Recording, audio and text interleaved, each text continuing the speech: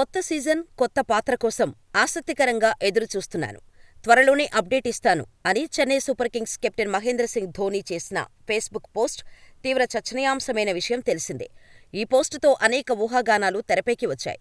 Dhoni CSK captaincy బాధ్యతల నుంచి తప్పుకొని మెంటార్గా కొనసాగుతాడా అనే చర్చ జోరుగా సాగింది.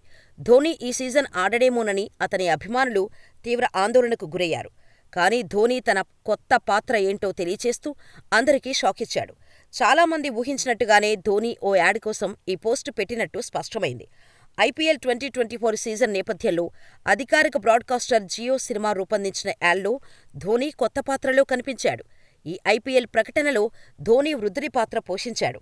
ఈ ప్రకటనలో తెల్లని వెంట్రుకలతో పాటు మీసాలతో మొబైల్లో జియో సినిమా ద్వారా క్రికెట్ చూస్తున్న ముసలి ధోనీకి గుండెపోటు వస్తోంది.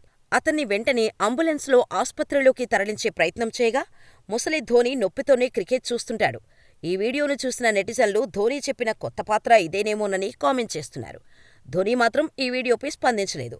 ప్రస్తుతం ఐపీఎల్ 2024 సీజన్ కోసం అతను సిద్ధమవుతున్నాడు. ముఖేష్ అంబానీ రెండో కుమారుడు అనంత్ అంబానీ ప్రీ వెడ్డింగ్ కార్యక్రమానికి సతీ సమేతంగా హాజరైన ధోనీ అక్కడి నుంచి నేరుగా మంగళవారం చెన్నైకి చేరుకున్నాడు.